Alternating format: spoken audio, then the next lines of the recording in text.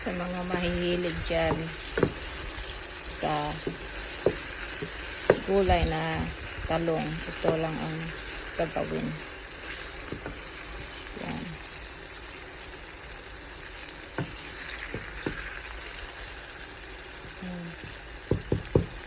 Diba? Ang sarap.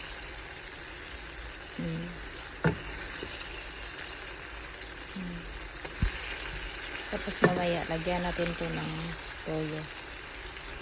Medyo ano na, luto na. Pagkaluto nito.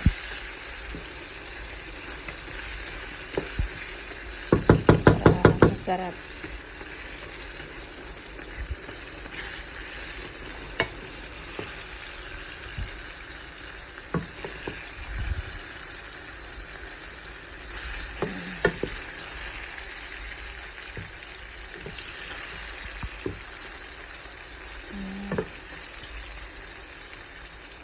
Diba?